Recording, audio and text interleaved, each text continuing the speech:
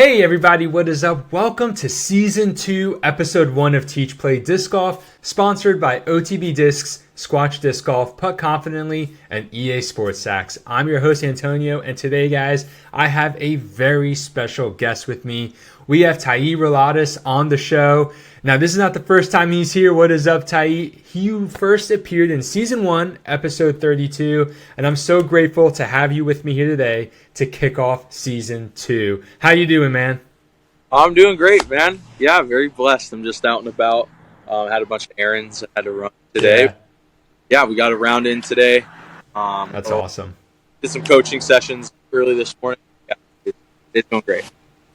That is awesome. Awesome to hear. Glad that you can be here. I know life is busy. And so let's go ahead and let's run through the outline for the show so that the listeners know exactly what to expect. So we're going to talk a little bit about my vision real quick for Gladiator Disc Golf, which is the main channel, and Teach Play Disc Golf, which is the podcast. I'm going to share just a few things I want you guys to know about of what you can expect from this channel this year. Then we are going to break down the backhand. That was actually Season 1, Episode 1's topic, and it's definitely becoming a theme, I think, for future seasons as well. Talking about the backhand, breaking it down. We're going to start with some common misconceptions, and these are things, guys, that it's not necessarily bad coaching, but just a lot of things that over the years, Tai and I have noticed a lot of beginners and even up to intermediate and advanced players do these particular things, and we don't want to do them. So we're going to talk about some of those. Then we're going to get into the backhand throw, how to do it properly. We're going to look at each part of the body and how it is used in the throw. We're going to talk about some bioefficiencies. And then we're going to leave you with our favorite drills, okay? And that will be the show. So a little different, than previous Teach Play Disc Golf episodes, but I am very, very excited. So without further ado, let's get into it.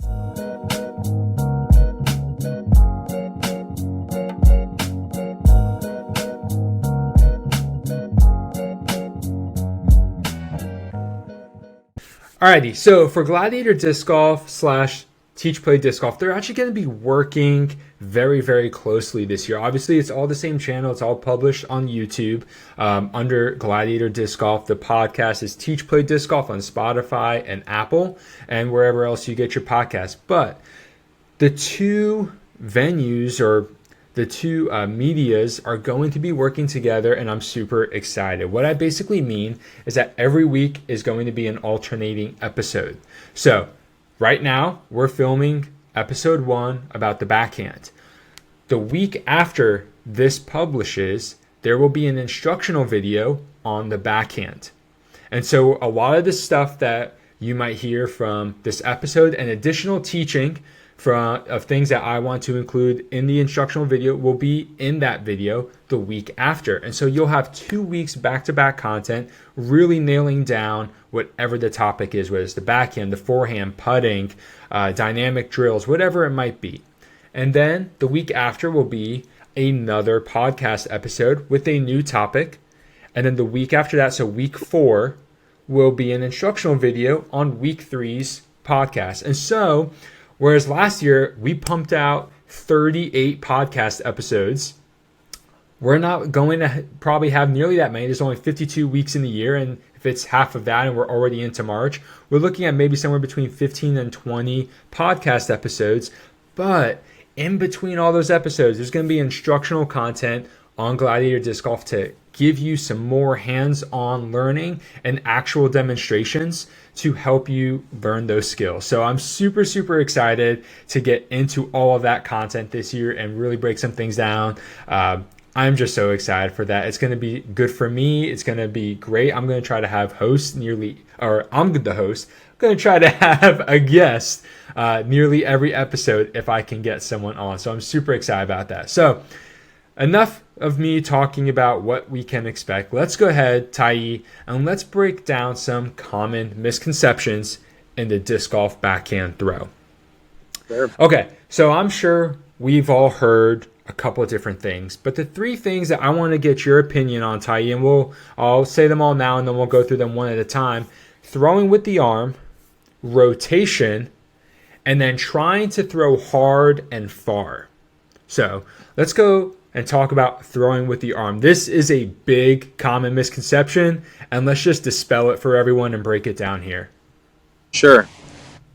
So I think there's two really important things that people got to realize, right? Like, you have people who try to optimize their arm to be a lot more like a whip.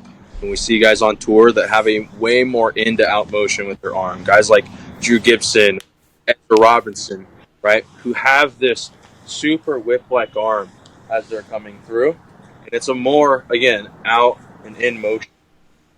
Creates really effortless spin. And if we look at any realm of athletics, spin creates optimal travel, right? So if we're creating a more whip-like state with our arm, we're going to get more effortless spin. But the motion is totally different than just trying to essentially do a reach, where we use our arm on a very small plane. It's really fast, and then we pull it to get ahead of our body, right? I think the pitfall with throwing with your arm versus trying to create a whip is you never really get your upper body in a state of lag, right? Mm-hmm. Which lag only helps the whip become more optimal.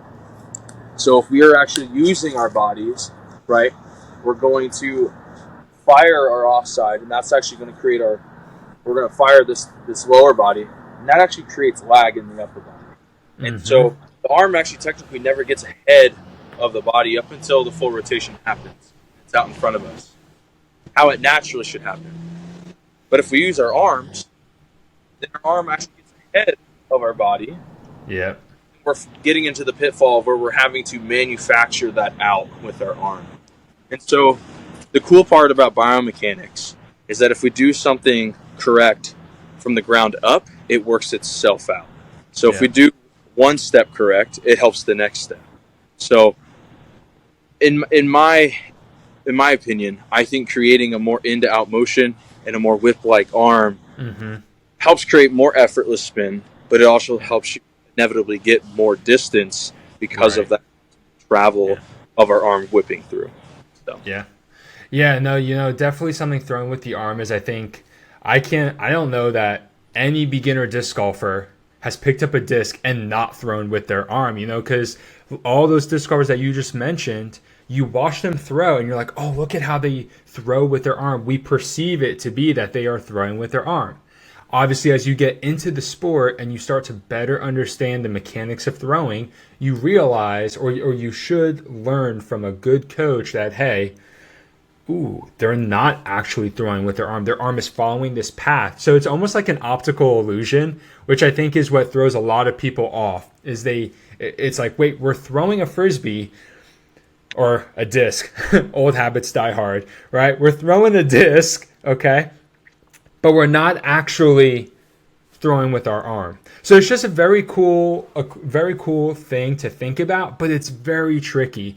And the in and out motion that you were talking about, a lot of players, there's a lot that do that, but I know that I've also seen a lot of players who kind of are just walking away from the disc, and that disc doesn't always move in and out. And so I love the idea of keeping the arm loose, and all of them are doing that, or especially throwing very far distances, but they all have their own adjustments and different idiosyncrasies to their form because all of their bodies are different.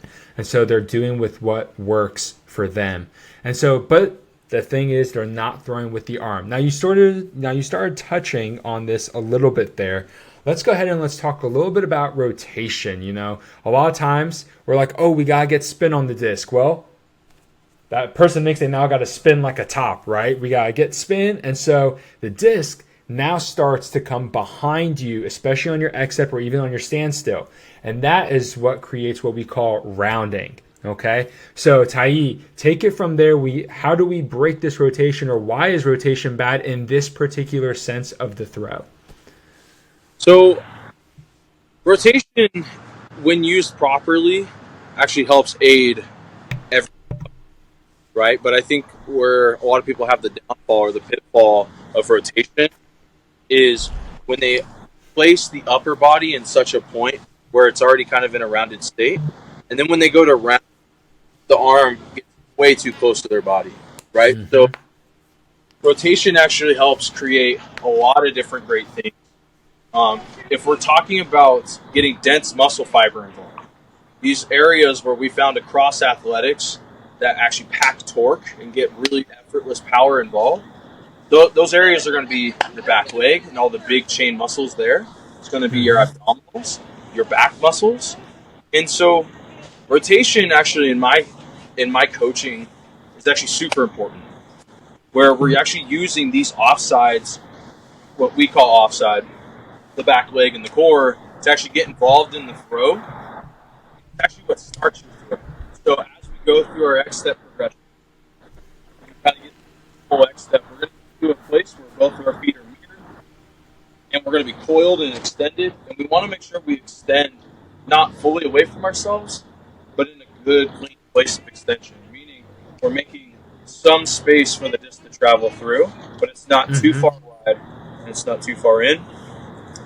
And the rotation itself happens with the offside. The start of the throw happens with the back leg and the core. It works its way up the body.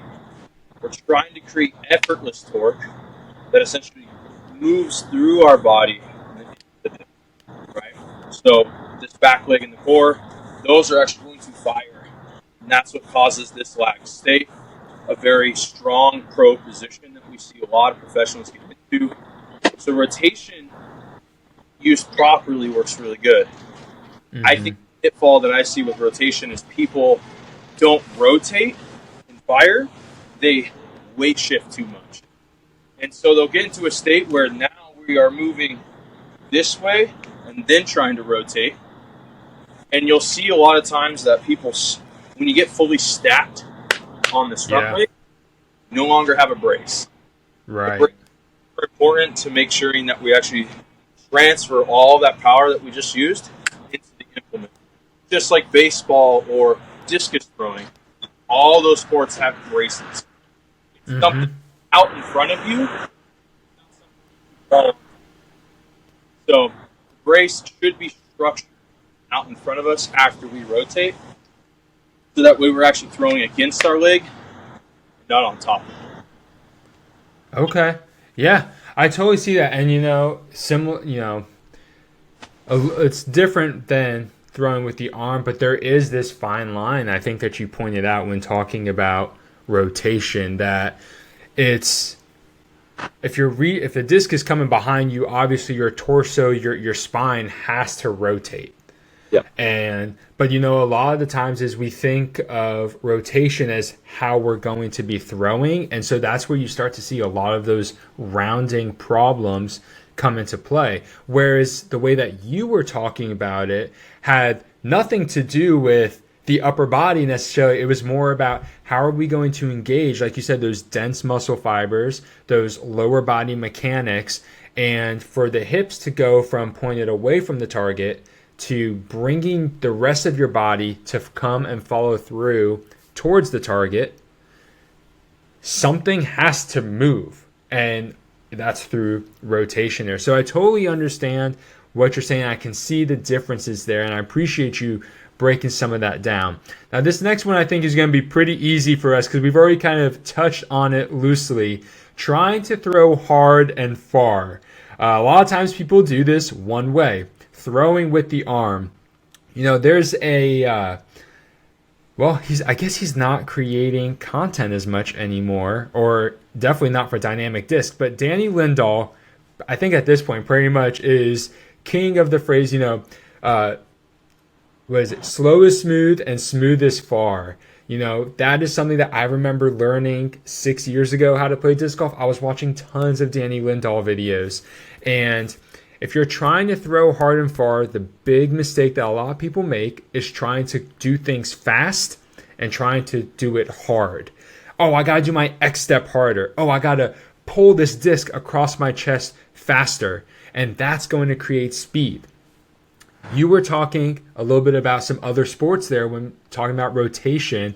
And what I want to ask you is, do we see in any sports where dense muscle, or not dense muscle, but rigid muscle, does that ever give us the ideal performance when we are really straining to do something in a sport? Well, I'll take it from my background, right? And at least in discus throwing, one of my coaches was an Olympic coach. And some of the things that she would tell me is, Tai, if you're just trying to muscle your throw, it's not going to go as far. We have to stay loose. We have to make sure that the body, especially the lower body, is getting ahead of the upper body. That way we're creating lag. And if we do proper mechanics from the ground up, everything structures and complexes itself the way it should. So it should be super simple. If you do something correct on one side, it should be correct on the other, right? And so I think it's super important to realize that if you start with the lower body and you keep things loose, even through the lower body, you have this bounce to your run up, or you just kind of stay slow through everything, you set your body up in such a more athletic and powerful position to get more effortless power and distance. So if you're having issues in your form, I tend to tell people to actually slow down first and then progress. Look at the pitfalls of what's happening. Look at the inefficiencies of what you're doing, and then attack them, and then start to add speed. Because at least in my journey from discus to disc golf, two wildly different sports, but the concept still stays the same. Yeah. Slow is smooth, and smooth is fast. Yeah. One thing I love about that is we both tell people to slow down, slow down so much that you're not doing an X step, you're doing a standstill, and then start to work back into it. But when you go into your X step, you go slow things down, get the timing down, because you want to get that muscle memory. Now, what's so funny to me about all of this is that my theory is that as people slow down, they're going to realize, I don't actually have to speed up. I can throw 300, 350, 400, 450 feet or more, depending on someone's skill level and talent and just natural gift for throwing the disc. They may say, hey, I can keep moving pretty slow and throw it pretty far. I know it's an anomaly, but look at Paul Oman. I've been watching so much of GK Pro's disc golf coverage from the Tour Down Under. And Paul, I would not, I'll be honest, I don't know that anybody should try to throw as slow as Paul Oman, because I've seen videos of people trying, and it is hard because it's not natural to him. But that whole idea of there's this guy who is famous for being so slow, and yet because the timing and the bioefficiencies that we're going to talk about in a little bit are all in place, and he creates that lag, and he creates this cascading effect, whatever you want to call it. He goes and throws 450, 500 feet, however far it is. And then you have guys that are a lot quicker, like James Conrad, who's doing a full run up, and he's throwing, 600 feet, 550 feet. It has less to do with all that speed, and more to do about the comfort of them throwing along with their timing. And so I think it's great to start with slow, because I also think it helps keep a person calm if they can establish a rhythm that way. And then if someone wants to speed up their rhythm, that's totally fine, because they'll have the muscle memory and the mechanics that they need in order to do that. So awesome stuff. I'm so glad we tackled a lot of those misconceptions, throwing with the arm, aspects of rotation, and then trying to throw hard and far.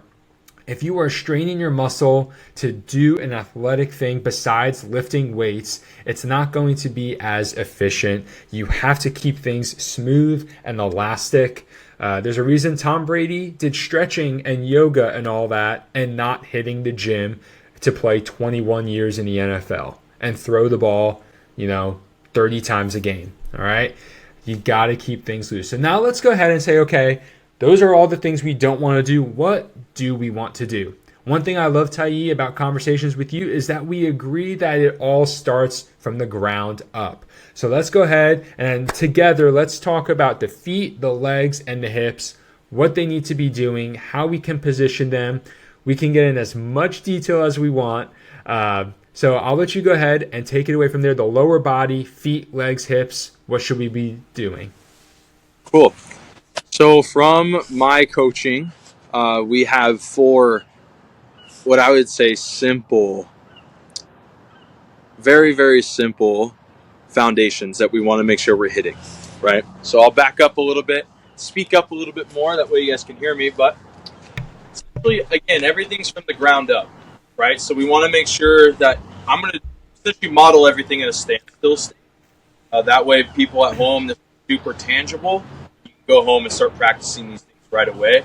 But again, as a disclaimer, because I think it's really important in the coaching world to make sure we tell people this, is that if you have any issues with mobility, flexibility, or athleticism, don't push yourself past that safe point.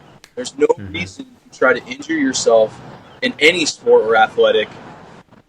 If you have all 3 things very healthy for you, mobility, flexibility, athleticism, you can push yourself. But don't go past that range. There's no push yourself that hard. So again, in my coaching thought, we have 4 foundations. One starts with the feet, because everything works ground up. We want to make sure our feet are staying exactly mirrored to each other, kind of like a basketball stance, right? Or golf swing, but then our feet are outside of shoulder width. We want to make sure that they stay aligned so that way we have really good lateral movement. The minute I go heel-toe staggered, I limit that movement, and it's more diagonal at this point. So it's really tough to have any type of lateral shift, or what a lot of people talk about in disc golf is rotation, weight shift. It's really hard to have either one in a heel-toe staggered stance. We have great push movement this way, but not great this way if we're in a heel-toe. So foundation 1 is all about athleticism.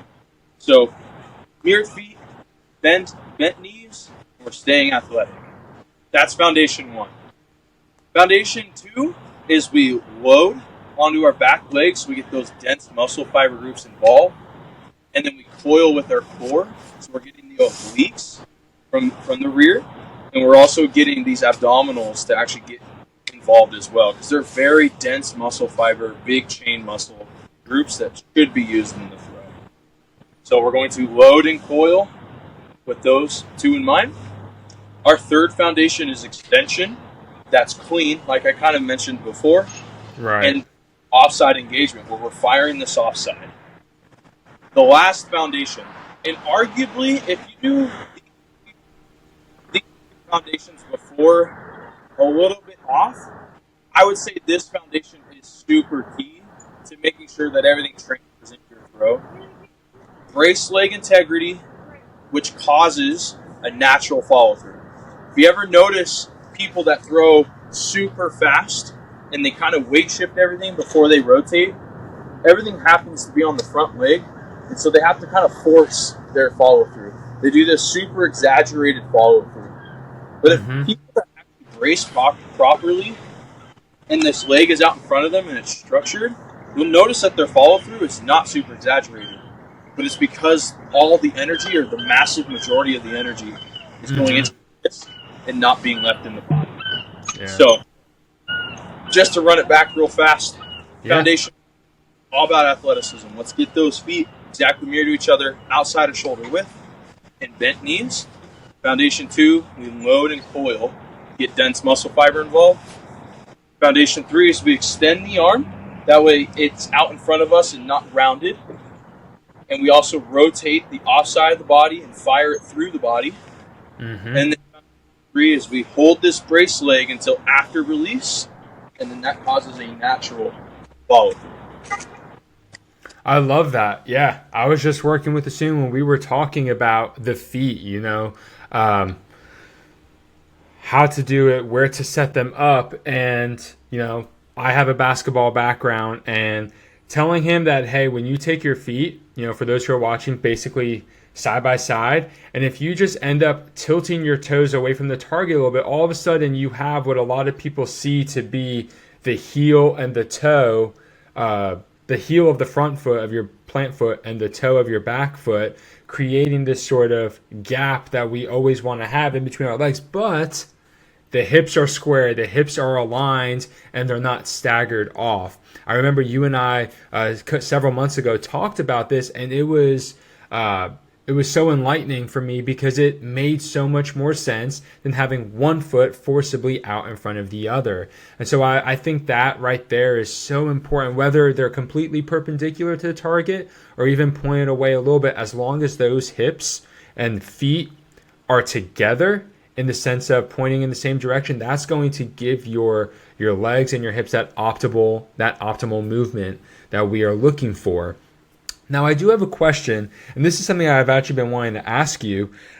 You touched on it there about the brace foot not spinning on the heel, basically, or on the ball of your feet, however a person might rotate on their brace, until after the throw. So one thing I'm wondering is, what kind of stress does that put on that brace leg when it's not allowed to, because it's having to obviously hold all this momentum that's come from the back of our body forward?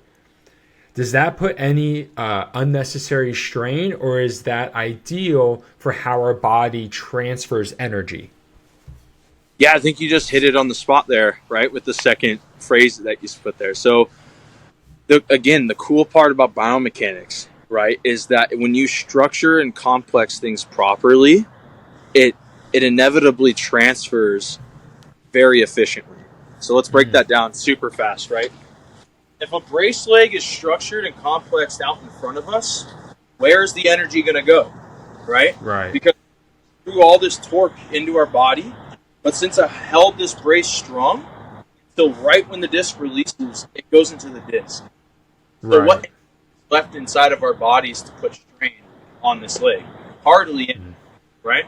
The cool part is when your leg, your brace leg, is structured out in front of you, it's in a very strong position, right? Where our heel and our knee and our hip are all aligned in different places, but the bone and tendon structure is all complex out in front. Okay. So it's really strong. I tell people all the time, when you're trying to create and when you're trying to manufacture a brace by falling on top of it, you've now created a beam. And a beam, if you try to essentially throw against it, it doesn't work very efficient. So it topples or it has to rotate, right? So obviously, again, in the world of coaching, we have to be very careful with telling people this or that is going to make things always better, right? There's injury prevention that has to be mentioned. But again, if you're really healthy with mobility, flexibility, and athleticism, the level of torque that your body is going to be able to handle is going to be different from somebody who has an issue or inefficiency in one of those areas. So I would say always make sure to judge yourself accordingly. Right. But for the most part, if you don't create enough torque, you don't technically have to follow through, or you won't naturally follow through, and it won't hurt you. So Gotcha. Okay. Brace leg is super, super important in transferring energy efficiently. Awesome. Thank you for breaking that down. Because that was something I've wondered about, especially when I see you throw. I'm like, because I know we've talked a little bit about that heel. Now, something that I'm wondering as well, because I've been trying to figure out, is this what's maybe causing some discomfort in my knee or not? Because you talk about being in an athletic position, does that knee need to stay bent even on the brace and the follow through? Or I know guys like Simon straighten their leg out. So, and I also know from years ago, I think like Seabass 22 talking about like crushing the can. So you got that bend and then it becomes straight. And so, there's all these videos of pro disc golfers doing it differently. Is it more about preference, or is there clearly like, hey, do it this way, this will be better? What do you think? I think every body type is slightly different, right? So Some people's tendons and muscle structure can handle more than others. Mm-hmm. Speaking, I don't teach anybody to get in a position where they're in the realm of hyperextension, right? Where we're fully locking out movement or joints, fully locking out tendons, muscle structure. In my coaching thought, there should always be slight bend, right? That way things are staying they're still staying structured, complex, Right. and they have Right. strength, right? There's no Makes reason, sense to me. right? To get in a position, this leg fully locks out and I'm hyperextending and putting undue stress on this knee. Whereas I could avoid much of that by keeping it bent slightly, right? Okay. Kind of the same thing that we see in disc golf right now with people dealing with elbow and like tendonitis or tennis elbow, right? Is that they're fully locking out their arms and it puts stress on their elbow. You should have a athletic bend just about every bend point of your body when you're throwing the disc. So my arm never fully gets super locked out. I still keep things slightly bent, making sure that you stress there. Yeah, that makes a lot of sense to me. You know, staying in an athletic position, I know is something that, regardless of the sport, coaches are always teaching: be athletic, stay athletic. And if any joint is fully open, so to speak, like that elbow being fully open, it's not in an athletic position. So one of the things you talk about there with the with the throwing arm is that made me think of someone who's not on tour anymore, but is one of the best backhand throwers I think we've seen in several years, is Seppo Payu. And Seppo has a loose throwing arm. You see, even, definitely more so than you, but you actually still see it. Like, his elbow is visibly not straight when he is coiling back. Like, he keeps that pretty close to him, and that coil is really nice and tight. So definitely a lot of great things to be working on here with the lower body, and I'm super excited for that to move us into the next part of the body that I want us to talk about.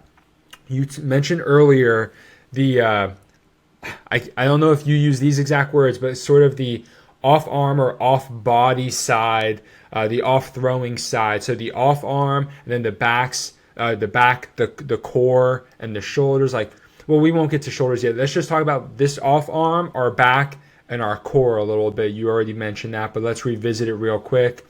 Yeah. This, I think, was part of phase 3. I think you said the extension on biomechanics, bioefficiencies. How do these things need to work together following what the lower body has just done? Yeah. So if you look in somebody like Eagle McMahon or Paul McBeth, in their form, they create a tremendous amount of lag. And how they do it is they actually allow their lower bodies to be in a state that is going faster than their upper body. What does this do in driving efficiency into your throw? It helps your upper body to essentially play catch up, right? Where the whip is becoming more of a whip, right? You're getting more spin into the disc. These muscle fiber groups have transferred all of this energy through the body, and your upper body is still trying to get to that last point. So when you fire it is super important for timing, but because you're firing these offsides, you're getting all of that dense muscle fiber involved in an efficient manner. So I think it's super important to realize that when we get to the max amount of extension, right, where our arm is kind of getting away from ourselves and it's met max, not hyperextended, but right, it's at that really solid position. This is when we need to fire the lower body. The back leg, the core, and this off arm need to fire. That causes the lower body to get ahead of the upper body. It gets the dense muscle fiber involved, and it starts the throw in so much of a better structured and complex position. Does that make sense? Yeah. Can you say that one more time? Because I really want everybody to just hit that home. You don't have to demonstrate again, but if you could just say what the timing is supposed to be again, because this is super important. Yeah. So again, in Foundation 3, we have extension and offside engagement. We're going to fully extend our arm, right, to where it's slightly off of our body. And then as soon as this meets max extension, we fire, we go, right? And it doesn't, in the beginning, when you're trying to learn this, it doesn't have to be super, super fast. It just needs to be timed properly. And you will start to notice how much more effortless power is involved. But it's because we get dense muscle fiber involved. We rotated it at a proper time, and it transfers through the body because it structures itself well. So, again, really simple. We extend our arm to just outside of our body, and then we fire. I love that. Great timing. And, that is kind of like a marker for us to know, okay, when do we start this? Well, it's not some obscure moment in time. It is when we've reached that extension. And the thing, guys, that's going to be so helpful for all that is when that extension happens in phase 3, timing, we want it to be as closely as possible, but when you start doing your X step, when that brace foot, that plant foot is coming down on your X step, that extension, that timing should be happening pretty close together.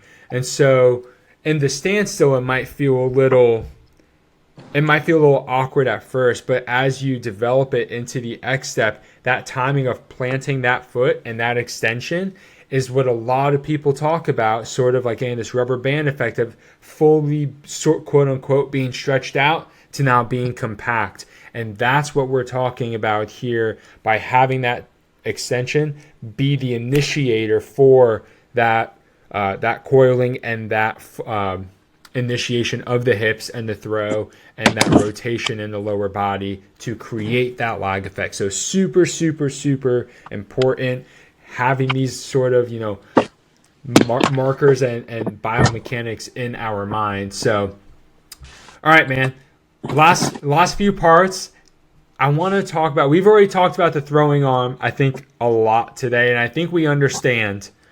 Do not actually use your arm to throw, especially in the beginning stages. We can. There's I think another time and place to talk about. Okay, when you're trying to throw a little bit further, there are some theories out there about still using some aspect of the arm, but I don't want to get there today. I want us to just know, hey, let's keep this arm loose, obviously controlled.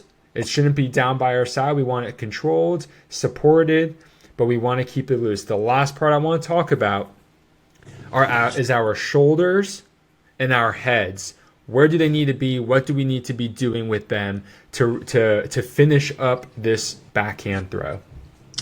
Yeah, so my personal coaching thought with shoulders is that your shoulders don't pack a ton of punch, right? And especially for guys that are in your world right now, Antonio, who are dealing with shoulder injuries. We see a ton of them on tour. We see a ton of casual players. We see a ton of amateurs deal with some type of shoulder injury.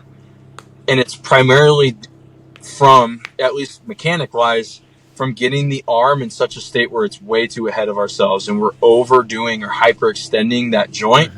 The rotator cuff, the actual muscle and tendon structure that's around the shoulder, we need to make sure that we're complexing it well, but we're also not taxing it, right? And so I always tell people, if you coil with your core versus coiling with your hips or your shoulders, your body will naturally align itself how it should, right? So it's the nice thing, again, in biomechanics is if we do one movement correct, we don't necessarily have to do an undo movement or something extra. So I really emphasize coiling with the core versus coiling with your shoulders and having to just turn them, because one, it's way more efficient to coil with your core. You get dense muscle fiber involved, but then through the whole chain of the body, it will structure itself properly. Yeah. Now, granted, to be fair, I think a lot of my shoulder issues come from an accident. We mentioned this in the class in session. If you guys want to check that out, it's on YouTube and on Spotify. But basically, I was in an accident 10 years ago, and I've just had chronic shoulder issues. But to your point, I have dealt with rotating that shoulder back way too fast, which has not helped the injury that I sustained 10 years ago. So it's compounded over the years. to where I already had a bad shoulder. And then I started doing this where instead of my core was following my shoulders instead of the other way around. And so that is where a lot of bad habits and things that I'm, it's hard to break, but, hitting myself with the disc because I get the disc on the right plane. But instead of allowing my core to bring it through and then my shoulders to stay stationary, my shoulders popping back. So now all of a sudden the disc is coming into me. And even when I'm just sitting here in a chair, I can feel that strain just by doing it incorrectly. And so if you're feeling shoulder pain, if you're hitting your chest with the disc, there's among other things, check out your shoulders.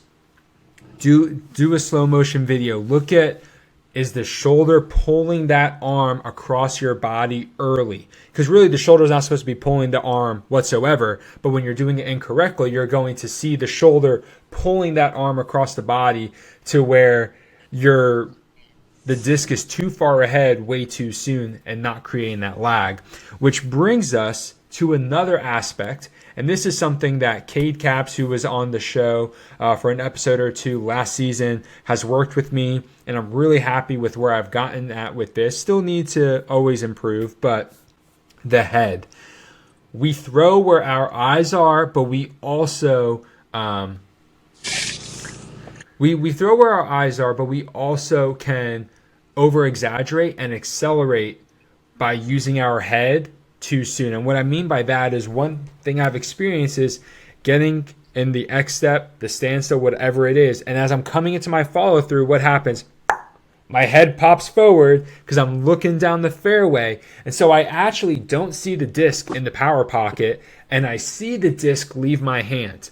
In theory, it's like, oh, you're looking where you're throwing. But what's happened is if your head is looking forward and you're just sitting in a chair doing it, that shoulder starts to move back because the way your body moves is it follows the head. And so if your head looks down the fairway too early, you're going to mess up your throw and you're going to cause unnecessary pain and injury on your shoulder. So one thing that I have worked on, because it's been hard for me, I spent years whipping my head around. And it is, whether I'm lining up a standstill or lining up my X step, is just, keep that spine straight, keep it flush. Don't think about moving your head. I don't even, for me, this is something that helped me, is I don't even think about looking back at my disc. I trust my peripherals. I pick a point okay, that leaf right over there, that's where I am looking the entire time and just allowing all this energy to move through my body, and then as I follow through, my back shoulder comes and everything comes forward, and then I look. And in theory, what this is supposed to do, guys, is when that head turns around, the disc is already out into the fairway. And so we've had this clean throwing lane come across our chest from extension to follow through. And by not moving our head, we've kept things clean in that space, that power pocket that we need. And then we can see the flight down the fairway. Now, that was, my experience, teachings that I've learned, teachings that I've implemented. Is there anything you would like to add to that, Taib? Some of your thoughts on what our head should be doing? Yeah, so being that the head is it's technically the top point of our throw, right? But we don't necessarily use neck muscles, obviously, in the throw, right? So I try to tell people just try to keep things as natural as possible. If your head is comfortable. And not to call people out, but you have guys like Jared's. I'm pretty sure it's Jared Stoll, who lives out of Florida area. His head is fully looking back, as he extends, right? But it's super comfortable for him. We've actually had a conversation before where he talked about how for him it felt like it opened up his coil a little bit more. So it was an interesting way to think about it, but I think wherever your head naturally fits really well without getting too far ahead of your body, keep it there. There's Yeah. no reason to essentially structure the head in an uncomfortable place. Like I know a lot of people talked about like this chin fist to shoulder where Oh you're trying yeah. to keep a space there. I've heard people try to say keep the head really close to the shoulder. I've Yeah. even heard people just say don't move the head at all, right? Yeah. But I think just align the head with wherever your spine is, wherever that naturally is fitting comfortable, and allow your Yeah. head to rotate after the throw is done. I think that's Yeah. where you and I agree is where we want to make sure the upper body Yeah. is getting ahead of ourselves, and then we can look at it. They say it in ball golf, and I grew up with a father who was a very very phenomenal ball golfer, but he Yeah. says he used to always tell me, Tai, you need to hit a good shot, not watch a good shot. So Ooh, I I think it's the like that. same thing here in disc golf. We need to throw the shot and not watch the shot. The result will Yeah. speak for itself. So Ooh, I like that. I think that might be going on the thumbnail. I love it. Throw a good shot, don't watch it. I gotta find a way to shorten it. Throw it, don't watch it. Something like that. I love that. Yeah, and you're Yeah. 100% right. Like for me, telling myself like, hey, we're keeping our head right here, especially on a standstill, that is something that works for me. But the principle at the end of the day, and you touched on this as well, is doesn't matter where, if you're looking backwards, 45 degrees or 90 degrees, adjacent to the target, just as long as that head does not come forward too soon, it doesn't matter. It's allowing all the other components that we've talked about take place first, and then looking and watching the throw. Feels weird. It definitely feels weird because it feels like, how am I gonna hit my target? Well, it's all in the setup. It's all in how you've lined up to your target, to the gap. It's all in the mechanics, the bioefficiencies that we talked about, and hitting those things in sequential order the way they need to. And like a machine, in a sense, when all those things happen time and time again, and you've lined yourself up and you've learned how you throw and how the disc comes out of your hand, you're able to line up your shot to where you can be looking down the fairway as you're stepping up, and then as you start to do phase 3, that extension, looking away and trusting that the disc is going to go where you've been aiming the entire time. And that just takes practice and familiarity. Speaking of practice, I want us to wrap up here talking about some drills. Okay, so what are some things? Okay, we've told everybody, here are misconceptions, here's what you need to be doing. How can we take them, Tai, from these misconceptions to what they need to be doing, to the ideal disc golf form in their own way? Because there's a lot of variation with the ideal disc golf form. So let's have you share one of your favorite drills, and I'll share one of my favorite drills. So go ahead, Tai. Yeah, so I think honestly, a lot of back leg stability is super crucial in disc golf. So I think a lot of like one-legged drills is actually super helpful, where we're balancing on one leg and we're kind of drifting into that plant leg, touching down and then firing. I think a drill that's catered towards balancing and building structure on one leg is super, super helpful. So it's called the balance and drift drill. You're essentially going to stand with both your feet together. Then you're going to pick up your front leg, then that's why I'm saying it, whether you're right-handed or left-handed, you can do it either way. Right. But whichever your plant leg is, you're going to pick that up off the ground. You're going to stand on that one leg for 2 to 5 seconds and then drift into your plant leg position and then fire and throw. Really, really simple drill. But it really helps with building back leg stability. It helps position your body properly. And then it's also going to inevitably help all the things up the chain work really, really well. So, yeah, I love that. I've done a drill similar like that. I think when I was working with Cade, we called it like ice skating drill or something, like going from that one foot to the other. And it's the same principle. And I love that. And I think it's a great way to practice getting that brace leg down and actually feeling what it's like to have a brace and not be falling over something like that beam idea that we were talking about. Actually having something there to hold it, I think is great.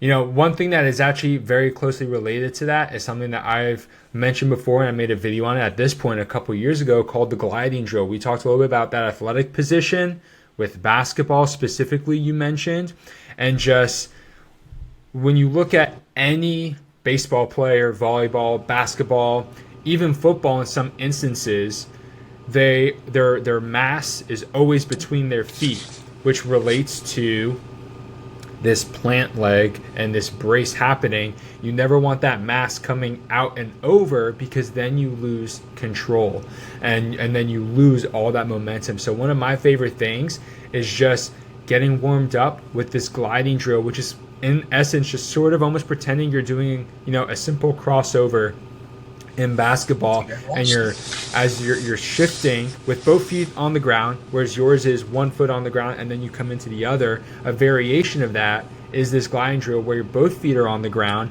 and you're keeping that mass, your center of gravity, in between your feet, and just feeling the shift that your body experiences in that time.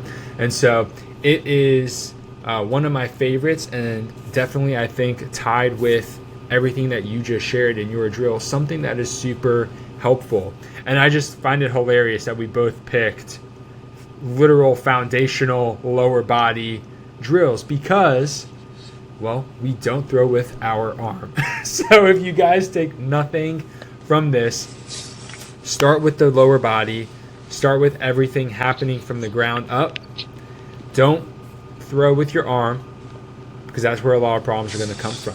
So if you guys need help with this skill and you're in the Middle Tennessee area, or you're just a subscriber of this channel and follower of the podcast, you can DM me on Instagram to schedule a free coaching call, which we can do on Discord.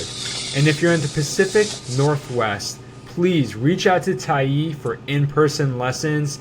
He is a great coach and somebody that I have learned a lot from. And so also, if you want to learn from him and you're not in the Pacific Northwest, check out Optimal Disc Golf Coaching on Instagram. And Tai, is there anything else that you want to say before we sign off here for the listeners? Well, we're having some technical difficulties here at the end, so I'll just go ahead and wrap us up. To reiterate, if you're in the Pacific Northwest and you want an in-person lesson with Tai, go ahead and reach out to him on social media. Also, check out Optimal Disc Golf Coaching. It's his coaching page on Instagram. A lot of great content there. So that is all that we have for you today, everybody. Thank you so much for listening to Teach Play Disc Golf Season 2, Episode 1. I want you guys to have a great round this week. Remember to teach somebody how to play. Be an encouragement to them. Make sure you play disc golf. And never forget, have a great round.